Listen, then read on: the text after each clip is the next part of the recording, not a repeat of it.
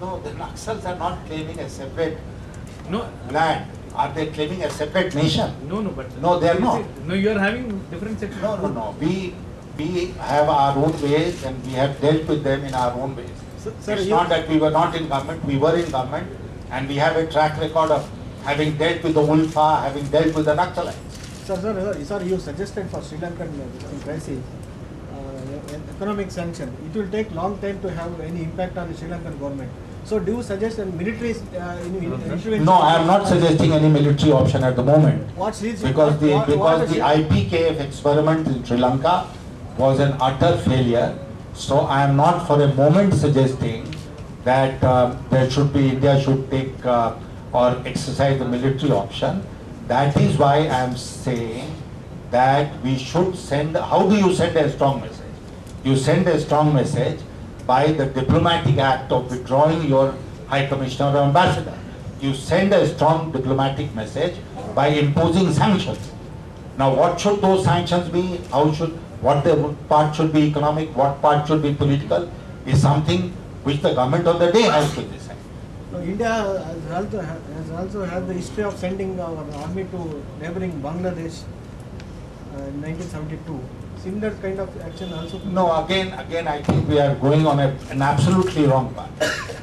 Bangladesh was a liberation struggle, and the government of the day in India decided to intervene. What I am saying is we are not in favor of Tamilism. We are not in favor of a separate nation being carved out of Sri Lanka. Let that be very clear about the BJP's position. But we are also totally against the butchering of Tamil civilians, which is what is happening today. They have to be protected, and the international community has to wake up, not only India. The whole international community has to wake up. If this kind of a thing was happening somewhere else in the world, then the international community, the United Nations, everyone would have become alert, active. But because it's happening in our backyard in Asia, therefore there is a certain indifference, certainly, on the part of the international community. Okay? Anything else? Sir, You said about economic crisis, and if India BJP comes to the power, what are the top priorities you have to improve the economic crisis? We have given an idea of it in our manifesto, but without going into a lengthy reply, I would like to say that the first and most important task is to protect jobs which are getting lost. We will attend to that. The most important task that the economy should undertake under a new regime, and certainly under an NDA regime, is to concentrate on the creation of world-class infrastructure. Mr. Advani released our infrastructure vision report here in Bangalore. Because, infrastructure is something which is a double-edged weapon, as you know, in economics. On the one hand, it makes your economy more efficient. On the other hand, it creates opportunities for economic activity, which leads to economic growth. So infrastructure, both rural, urban, and physical infrastructure like national highway programs, etc., is something which should receive our immediate attention. Mr. Advani had said here how the national highway program had suffered. We had suggested, we were working on the river linking project, as you know, which has been kept in the cold storage by this government for 5 years. That's such a huge project that if undertaken, the entire slowing down of the Indian economy can be wiped out by that one step of undertaking national river linking projects. So take up such projects which are going to give a fillip to the economy.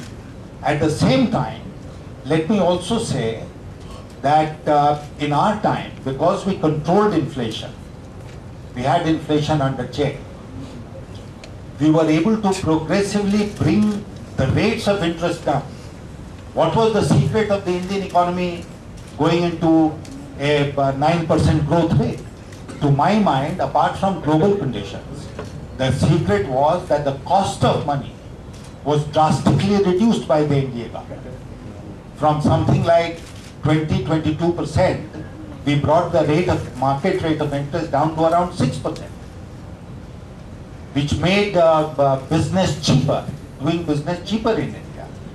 This government, when it came into power, and I will like to tell you that I had warned this government when Chidambaram presented his first budget, that this will be a perilous path to go down, namely allowing inflation to raise its head and having an impact on interest rate.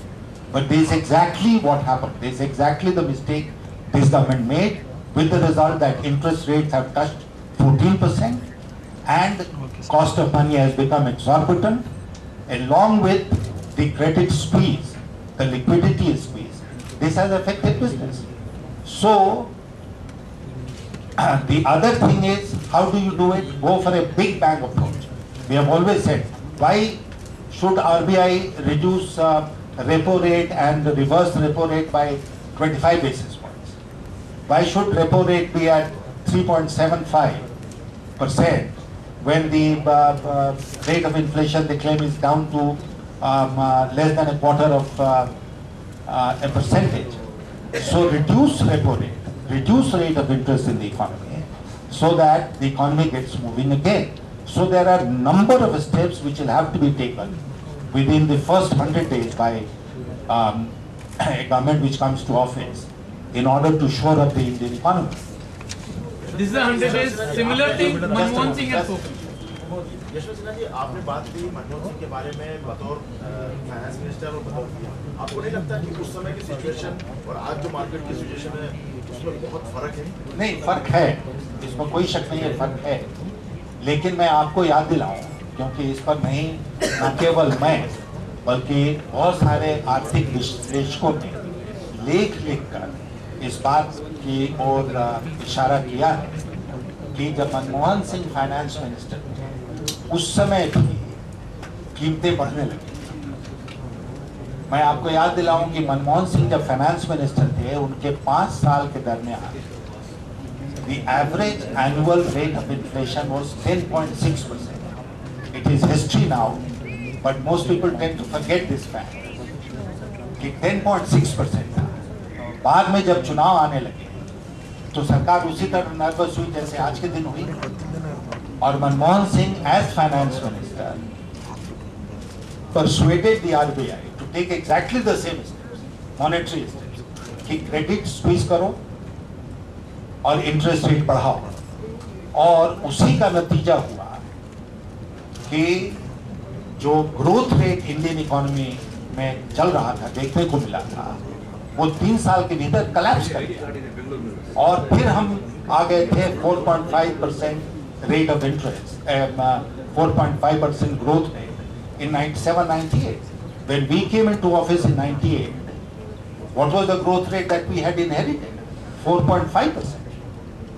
तो वही फिर उसी रास्ते, वहां से सबक सीखने के बजाय फिर उसी रास्ते मनमोहन सिंह चले। और मैं आपको ये भी बताऊं कि इकोनॉमिक्स में आप जानते हैं कि 2 पक्ष हैं, एक सप्लाई साइड है और एक डिमांड साइड। इस सरकार में सारे जो इकोनॉमिस्ट हैं वो मॉनेटरी इकोनॉमिस्ट हैं, और मॉनेटरीज जो हैं वो डिमांड साइड पर ज़्यादा कॉन्सेंट्रेट करते हैं, सप्लाई साइड को इग्नोर करते हैं। इसलिए इस सरकार ने सारे अंडे जो हैं वो मॉनेटरी पॉलिसी के बास्केट में डाल दिया और सप्लाई साइड में कोई कदम नहीं उठाया। Sir, earlier Mr. Arun Shourie and Mr. Arun Jaitley, both of them have shown confidence in Narendra Modi as future Prime Minister. Do you have the same opinion? At the moment, there is no vacancy for the Prime Minister's post, even in the BJP, as you know. We have the declared candidate of Mr. Advani.